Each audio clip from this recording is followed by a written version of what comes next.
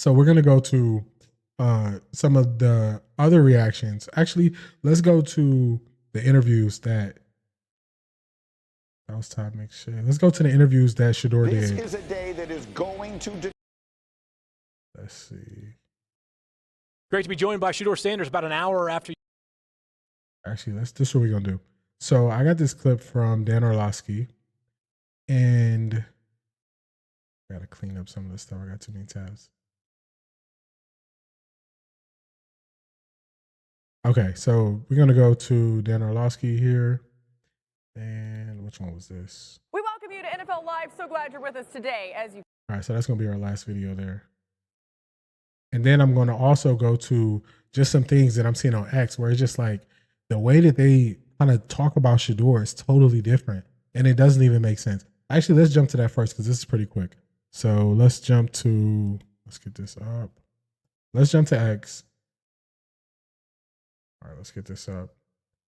And you don't see these things with anybody else. All right, so this is I believe a safety from Jacksonville, and he had this to say after watching Shedeur Sanders Pro Day. He says, "Boy, better stop patting that ball. We breaking on that early." So then we have, let's see, actually, I'm sorry, let me fix this for y'all. So he says we breaking on that early if he is patting the ball. So look at this. We set the trends. All right, we don't need a sound. So I'm just gonna call out the quarterbacks who are patting the ball before they throw. And this is where I just think it's just kind of strange with how everything is viewed with Shedeur. It just doesn't make sense to me. All right, so we got Tom Brady, pat the ball. Kyler Murray, Aaron Rodgers, Matthew Stafford, Jimmy G, Lamar Jackson, Daniel Jones, Josh Allen, Tom Brady again. All right, so those are all the guys who are patting the ball. So you're breaking on it if Shedeur does that, but all these other guys, you're not breaking on it. Like, this is one of those things where it kind of goes just into a weird territory. So let's do this. And I don't know why everything is so, let's see, Andre Cisco. Let's look at his stats. All right, so he's been in the league since 2021, and he has 8 interceptions. So in 4 seasons, he has 8 interceptions. He had none his rookie year. He had 3 in 2022, 4 in 2023, and he had 1 last year. So this is one of those things where it's like, and last year he had 7 passes defended, so swatting balls down. So it's like, why do people feel the need to come at Shedeur? I think it's all because of Shedeur's name, and it's because they know if they say anything regarding Shedeur, that people will talk about it. But that's just one of those weird. I don't like using weird. That's one of those strange situations where you just see it and you just like, what is going on here? So, actually, I'm gonna start playing this for y'all, and then let me go mute real quick. Determine the top of the NFL draft. Shedeur Sanders will be front and center today in Colorado as the university hosts its annual showcase today. They don't call it a pro day, but for all intents and purposes, that's what it is. Pretty much every team in the league will be there to see, among others, Shedeur Sanders in a pre-draft workout. Luckily, we've got Orlovsky with us today to break down what we see from the quarterback, and we've got Tannenbaum today to break down the front office perspective on it, and we have Graziano today, our insider, to tell us what we need to know. So set the stage for us here on what we should be expecting, the leagues, who's going to be there, what is the situation today in Boulder? I think it's going to be a pretty huge crowd. If all 32 teams aren't represented, I think that would be a surprise. Remember, there's 14 other guys working out, not just Shedeur Sanders. All right, let's speed this up. Let's get to Dan Orlovsky. Than I've heard about Shedeur Sanders. Dan, go. He's the hardest quarterback I've had to evaluate since I've gotten into TV. Because 75% of his snaps don't matter, Greeny. And that's the reality for everybody that's evaluating Shedeur Sanders. Half of the snaps that he had at Colorado are thrown inside of 5 yards. It feels like when you watch his tape, every ball is thrown at the line of scrimmage. You're not drafting him in the top 5 for that, right? So throw that out. That's half the snaps. And then 25% of the snaps, the offensive line protection is so terrible that I don't care if you have Lamar Jackson or Patrick Mahomes. You're not doing anything with that either. So you get to evaluate 25% of his snaps. And there's a lot that you like. I mean, he's elite with his field vision. Elite, all pro level. When you watch you watch the tape when it comes to that and you go, well, that looks like Tua Tagovailoa. And the examples are his ability to see things pre and post post-snap. Quarters coverage, shell coverage, you're going to clear the bottom of the screen and try to get Travis Hunter out the backside. Look how early he throws this football. I mean, that ball is thrown with 4 defenders with vision on him to a spot. That's all pro level. Again, shell coverage, but it's a different version. At the bottom of the screen, you get what we call quarters defense. At the top, you get what we call cover 2 or a half-field safety. You got to move the bottom of the screen first. He does that. That shallow defender and then that deep safety, you're trying to vacate the middle of the field. That top safety is just going to that corner. The middle of the field where this ball has to get thrown, but it's got to be perfectly over the top, but also before that backside. That's flawless, okay? So that's a lot like Tua. Rhythm, timing, ball placement, he's all pro at. The question mark is, how much does he have that is uncoachable? Is his size uncoachable? No. Is his physical traits uncoachable? No. Is his athleticism uncoachable? No. And I think that's where you get the teetering of opinion on Shedeur. I think he's going to be a quarterback you win a lot of games with. So Mike T, that's really the question. All right, so I wanted to play that for y'all. So this is prior to the showcase at Colorado. So that's what Dan Orlovsky had to say. I thought that was a great breakdown. You can actually tell that he actually watched some of Shedeur's tape, because once you watch his tape, you realize, you're like, okay, man, his offensive line had moments, they were really bad. And D linemen were on him very fast. So it's like, man, what you really expect him to do in those positions? So you, like you said, you throw those out. Then you say, okay, to counter his offensive line being so bad, a lot of games they went to the spread because they couldn't run the ball effectively. So they would get the ball out quickly to kind of throw the defense off balance to kind of make them switch it up. So then you throw those out. Then you look at the meat of what he actually does when he has, like, I would say NFL amount of time and decision making and accuracy. And then you say, man, he doing some stuff that's really good. So I thought that was a really good breakdown. That was probably one of the more honest breakdowns, because a lot of people just say they don't like him, but they're not saying what they don't like. And then I always can tell how much tape they've watched on Shedeur if they don't mention how fast his offensive line was getting beat. I've never seen the middle of an offensive line get beat that fast. And it was just the whole year, I was like, it's no way they blowing up the middle of the line like this. It got to the point towards the end of the year, Colorado switched their center, and they put in like a freshman center to start playing to try, because they were just looking for ways to switch it up because their offensive line was getting beat bad. So I thought that was a good breakdown. Let's get to the next one. So this is going to be after the pro day, and this is what a lot of people have been talking about, because there is something Shedeur Sanders says here, and he's like, to me, he's just showing his confidence. So let's get to it. You wrapped up your throwing session. How'd you feel like it went out there today? I feel like it went pretty good. I feel like we missed a couple. We wish we'd have got back, but for the most part, I think it was the best one yet. Shedeur, during this whole pre-draft run-up, what has been the thing that you have really wanted to accomplish? Look, you're not playing any games. Your tape is already out there. Yeah. So what you do here today, kind of, for me, is kind of inconsequential, right? It don't really mean that much. Yeah. I know how you can play. What have you wanted to accomplish over the past couple of weeks, past couple of months, as we head on into the draft? I would say definitely it's getting closer with God.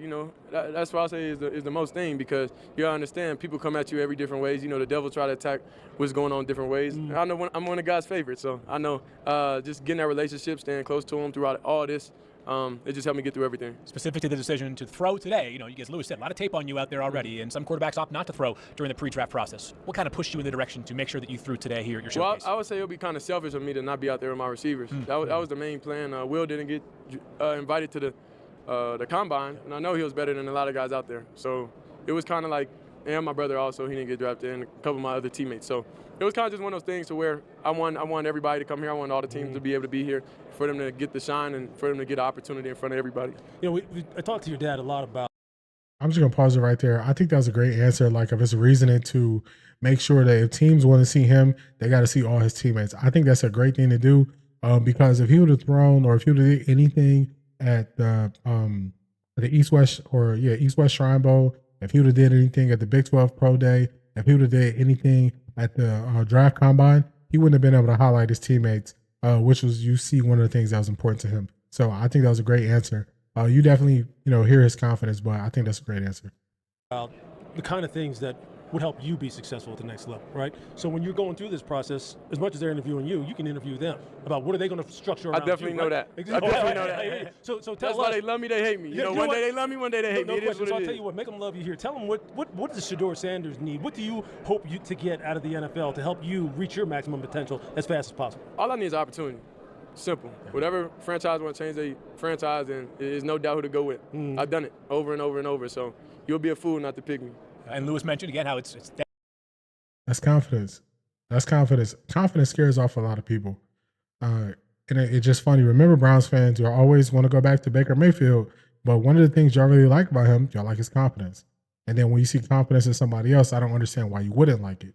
So that's kind of strange, but I don't see like cocky. I don't see him bashing anybody else. That's where I would say like cocky and brash if he was like dissing other people, but him just putting it on him, saying it's me, I know how good I am and all this, I don't have no problem with that confidence. them interviewing you and you interviewing them, but as far when they're interviewing you, if you're making the pitch as to why Shedeur Sanders should be the next quarterback of inserts team here, what are some of the strengths of your game that you feel like you highlight when you're talking to these teams? Let me ask you a question. What's the most important trait of a quarterback? I'd say decision-making and accuracy, winning. Consistency? That works too. Look at the last 4 years. Yeah. Yeah. That's Speaks for how I know itself, I'm right? the best quarterback in the draft. The So, consistency yeah, of your I decision truly making did. and accuracy. So It makes sense. It checks all boxes. Yeah, I got. That's confidence. I like that. That's confidence. And like people forget that, these aren't the best teams that these rookies are going to be drafted to. These are rebuilding teams. These are teams that have been through turmoil. So, I know people like to look at the New York media and say, the New York media is like this and it's, just a spotlight on you. But for Cleveland, it's that big, long jersey with all those listed names of all the quarterbacks we've had since 1999. And when we draft another quarterback, it's going to be another name added to that list, potential another name. If Kenny Pickett is the starter to start the season, that's another name. So, as much as we want to act like it's, a lot of pressure other places, there's also pressure to perform in Cleveland. And I think that's why you need that confident person.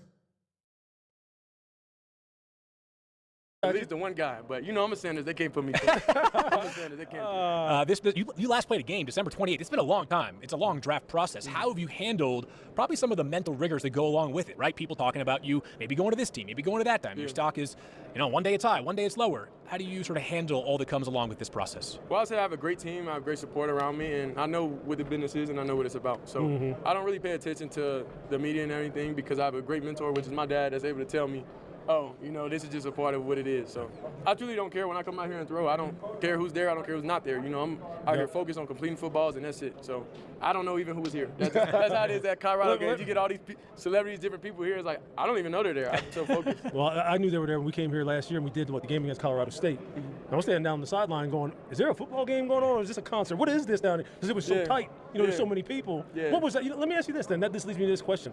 That environment. Yeah. Describe what it was like playing in that environment and how even that, when there's so many eyes, so many cameras, so many people just wanting that are interested in football that maybe weren't interested before, how that kind of helps you. And how did you embrace all that? Well, I would say I grew up with cameras. I grew up with a lot of eyes on me. So everything in life, this is the same thing over and over. So it's just going to the next level. We was at high school. Yeah. There's negativity there. Okay, we private school, whatever. We went to HBCU, negativity. We went to Power 5, did it, negativity. So truthfully, it's just like the same thing over and over. And I know life runs its course and everything is a cycle in life. So I just find ways to just get sharper each and every year. Right. Well, there you have it. Shedeur Sanders, again, just fresh off of. I think he has some great answers. I think we talked to him. I think he's media ready. He throws in a joke. He shows his confidence, flashes a smile. I think these are all things that he's been coached to do ever since he was a young child. And I think the moment won't be too big for him.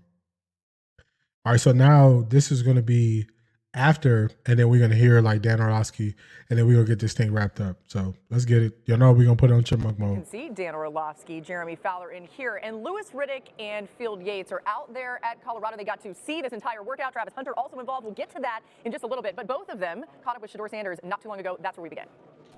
Great to be joined by Shedeur Sanders about an hour after you wrapped up your throwing session. How'd you feel like it went out there today? I feel like it went pretty good. I feel like we missed a couple. We wish we'd have got back, but for the most part, I think it was the best one yet. Off of his hand. What did you see when you? All right, we saw that interview already. We're going to highlight Dan Orlovsky because we went to what he thought. We went to what Dan Orlovsky said on Get Up that morning. Now we're going to see what his reaction is afterwards. Watch the workout. Yeah, so before I get to that, I do think it's important to point out two parts of his comments. I think, one, we can't praise Baker Mayfield and fall in love with Baker Mayfield because of his charisma, cockiness, his self-belief. Y'all hear that? What's the first person you go to?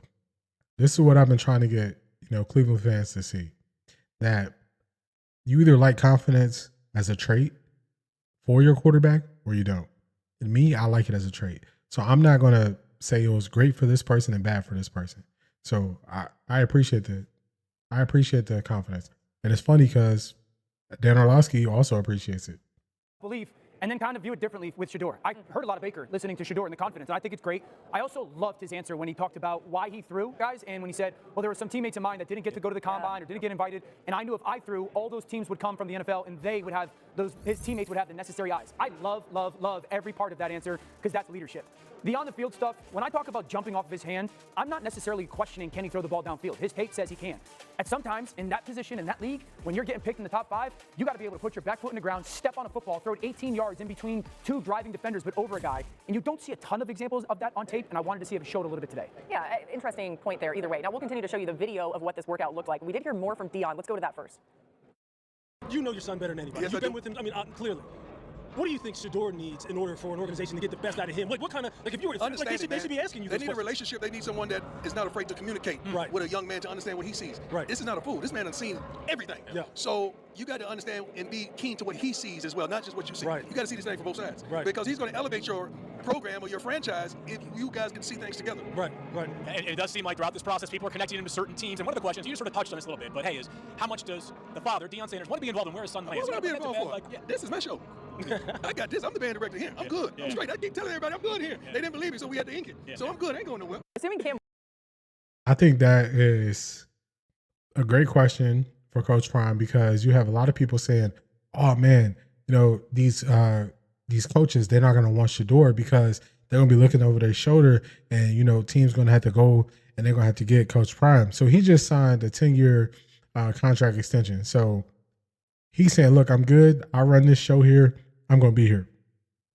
I think the timing of him signing this and getting this done prior to the draft is going to eliminate a lot of that. Just, oh man, I got to look over my shoulder as a coach. And you know, the thing is, what people don't realize is when you work in an industry where your performance is graded on a regular basis, you are always looking over your shoulder. You are always trying to get better. You are always trying to do better. It's not just Coach Prime that can come take your job. If you coach the Browns, if you are Kevin Stefanski, win 3 games this year, you don't have to worry about Coach Prime taking your job because it's not going to be your job. If you're Brian Daboll, win 3 games this year, be in the same position to get a high draft pick, you're not going to be in that position no more. So you don't got to worry about somebody coming in to take your job.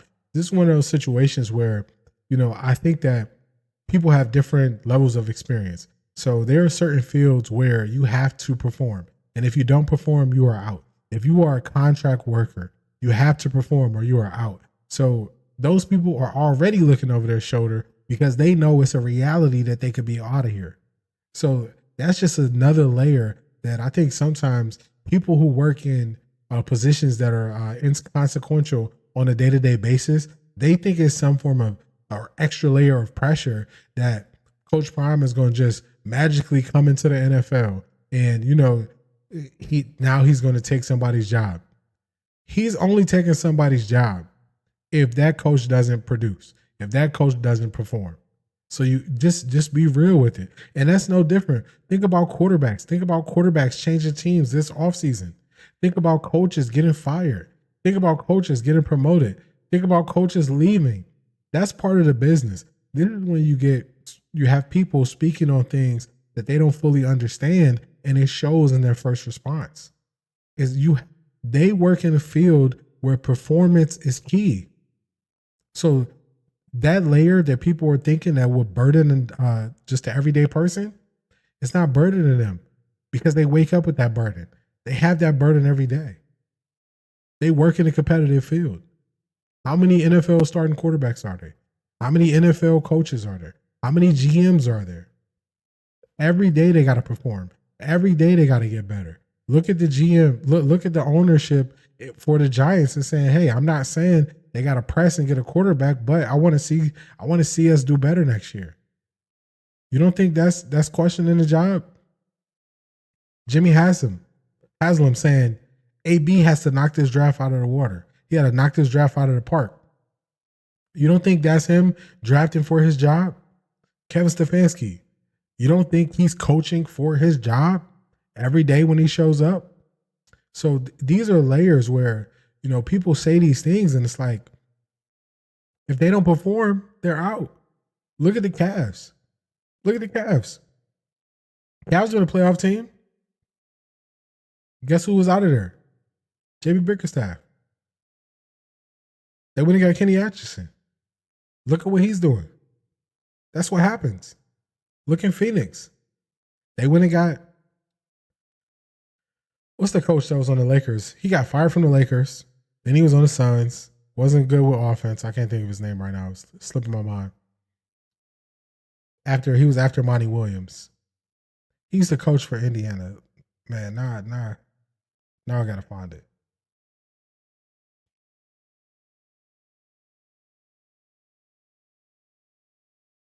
It don't matter. Look at JJ Redick. How was he able to get the Lakers job? Because they got rid of Darvin Ham. Look at Doc Rivers. How was he able to get the job? Which now is looking like a big mistake because they fired Adrian Griffin. So just look. When you're in sports, when you're in a competitive field and things are based on a contract, contracts are all about performance. That's what a contract is. A contract is written down for you to perform. And if you don't perform, contract done. So it's already there. They got to produce.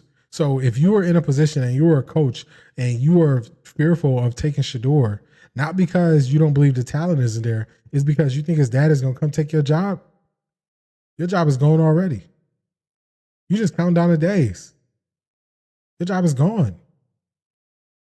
So people saying that just don't make sense. So I just to finish up my little rant there. So I think it's perfect timing that Coach Prime said that he got his extension, and now people can stop trying to bring up that narrative of, oh man, if I don't do well, Coach Prime will come in and take my job. Like, come on, man, leave us alone.